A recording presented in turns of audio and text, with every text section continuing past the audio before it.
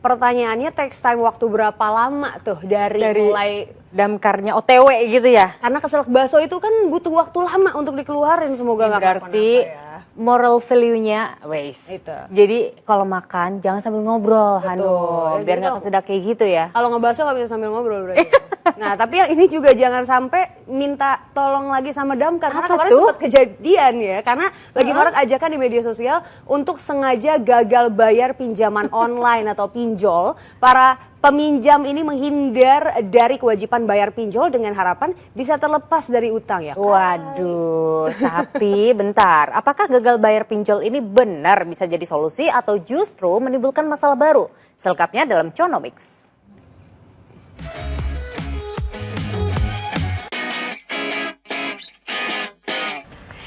Hai, Conomics di sini. Apa kabarnya di sana? Kalau kabarnya di media sosial ternyata lagi tren nih ajakan untuk gagal bayar utang fintech peer-to-peer lending atau pinjaman online alias pinjol gitu ya. Jadi fenomena ini muncul karena adanya sekelompok orang yang mengajak masyarakat supaya sengaja begitu untuk menghindari kewajiban membayar pinjol hingga gagal bayar. Waduh. Tapi sebelum ke sana, kalian yang perlu ketahui juga adalah total utang pinjol saat ini ternyata semakin meningkat loh. Berdasarkan catatan dari OJK, total utang pinjol per April 2025 itu sudah mencapai 80,94 triliun rupiah. Tapi di sisi lain, tingginya total utang pinjol ini ternyata juga diikuti oleh tingginya tingkat wan prestasi atau yang namanya kredit macet pinjol. Ya, kredit macet yang dimaksud di sini tentunya mereka yang sudah menunggak utang pinjol hingga 90 hari lebih gitu ya. Nah, makanya tingkat kredit macet saat ini per April 2025 ternyata sudah tembus berada di level 2,98%. Tentunya ini lebih tinggi ya dibandingkan pada bulan Maret yang berada di level 2,77% dan lebih tinggi juga kalau dibandingkan bulan Februari yang berada di level 2,78%. Nah, kalau dari data statistik Lembaga Pembiayaan Berbasis Teknologi Informasi, outstanding pinjaman terbesar berasal dari Jawa Barat nih, sebanyak 20,23 triliun rupiah, dengan kredit macet yang juga cukup tinggi sebesar 3,38%. Posisi kedua ditempati Jakarta, dengan total pinjaman 12,55 triliun rupiah dan kredit macet di level 3,21%. Lalu di urutan ketiga adalah Jawa Timur dengan total pinjaman 10,02 triliun rupiah. Selanjutnya ada Jawa Tengah dengan total outstanding pinjaman 6,7 triliun rupiah. Dan terakhir Banten dengan total outstanding pinjaman 6 triliun rupiah. Buat ketiga provinsi tersebut, kredit macetnya masing-masing berada di atas level 2,7%. Penyebab banyaknya tingkat kredit macet ini diantaranya ya karena adanya para peminjam yang sudah tidak lagi mampu membayar utang pinjol begitu. Tapi ternyata juga diperparah oleh para peminjam tidak bertanggung jawab begitu ya, yang akhirnya memilih dengan secara sengaja tidak membayar utang pinjol alias kabur atau menghindari dari kewajiban membayar utang pinjol. Kalau kata Ketua Asosiasi Fintech Pendanaan, Encik S. Jafar bilang bahwa fenomena ini muncul karena adanya kelompok-kelompok tertentu yang dengan secara sengaja mengajak masyarakat agar tidak membayar utang pinjol. Ajakan tersebut disebarluaskan melalui media sosial dan dianggap sudah merugikan penyedia layanan fintech peer-to-peer lending. Bahkan komunitas yang sudah memiliki pengikut lebih dari puluhan ribu anggota ini juga saling berbagi tips loh tentang bagaimana caranya bisa menghindari pembayaran pinjol. Nah loh, tapi apakah memangnya gagal bayar pinjol itu sendiri tak ada risikonya sama sekali? Kayaknya itu sih yang perlu diluruskan juga ya, bahwa tindakan sengaja gagal bayar pinjol itu sebenarnya memiliki sejumlah konsekuensi yang nggak bisa diabaikan gitu aja. Kenapa?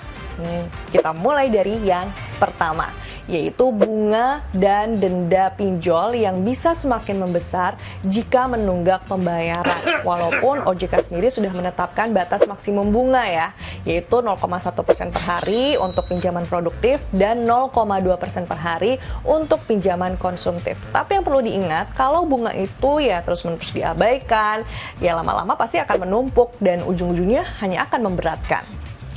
Misalnya seseorang meminjam 3 juta rupiah dengan bunga 0,2% per hari selama 30 hari. Jadi total bunga yang harus dibayar dalam sebulan itu adalah Rp180.000 gitu ya.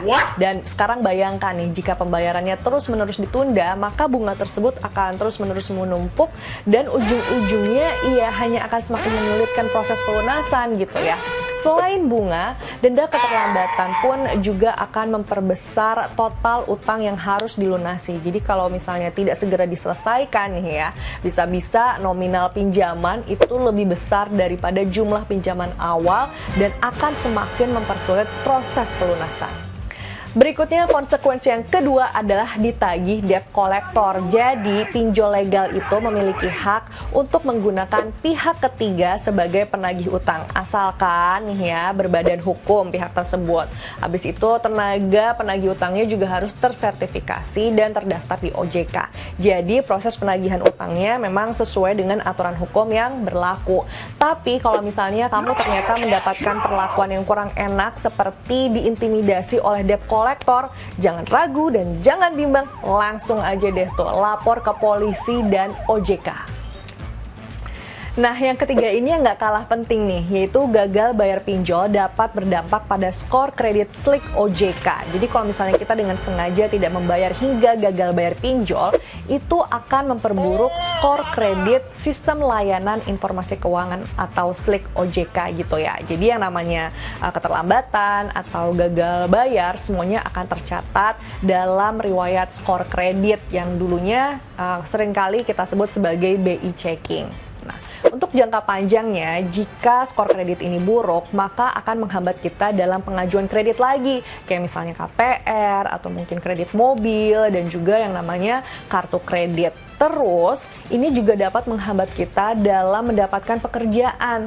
Karena beberapa perusahaan memang mempertimbangkan riwayat kredit calon karyawan dalam proses seleksinya. Berikutnya adalah penyalahgunaan data pribadi. Kalau yang ini biasa terjadi pada pinjol ilegal yang memang seringkali menyalahgunakan data pribadi peminjam sebagai alat tekan. Misalnya aja gitu ya, menggunakan data pribadi yang disebar untuk memfitnah dan juga mengancam peminjam biar segera membayar utang pinjol. Ih, serem banget nggak tuh? Emang bahaya banget deh nih pinjol ilegal ini. Makanya kalau misalnya kamu mengalami hal yang sama, langsung aja deh tuh lapor ke polisi atau OJK. Selanjutnya, dampak terakhir dari gagal bayar pinjol adalah potensi gugatan perdata. Jadi pemberi pinjaman ini bisa mengajukan gugatan perdata ke debitur karena telah terjadi pelanggaran perjanjian yang sudah disepakati oleh kedua belah pihak. Lebih parahnya lagi nih ya, jika ditemukan adanya data palsu dalam proses pengajuan, maka pelaku bisa aja dijerat pidana pasal penipuan. Jadi intinya sengaja gagal bayar pinjol itu bukan berarti tanpa risiko loh. Karena ya itu tadi urusannya bisa panjang. Makanya jangan ya dek, jangan sekali-kali mencoba sengaja gagal bayar pinjol. Kecuali kalau memang sudah terlanjur, nah OJK punya beberapa solusinya nih ya. Di antaranya adalah restrukturisasi pinjaman yang dimana pihak debitur meminta keringanan kepada kreditor. Seperti meminta perpanjangan jangka waktu pinjaman, atau potongan kredit dalam satu kali bayar, atau diskon cicilan. Terus bisa juga meminta atau mengajukan negosiasi pengurangan bunga dan denda guna meringankan beban pembayaran. Habis itu bisa juga nih melapor ke pihak berwenang atau OJK jika mengalami tindakan yang kurang mengenakan seperti ancaman dari pihak debt collector saat proses penagihan. Makanya pastiin juga nih, penting banget buat kita mempertimbangkan ya tentang kemampuan kita dalam membayar sebelum mengajukan pinjaman ke pinjol atau layanan kredit lainnya. Iya nggak sih? Coba ya, tulis komentar kamu di kolom komentar, tapi jangan lupa like and share konten ini ya. Sampai jumpa.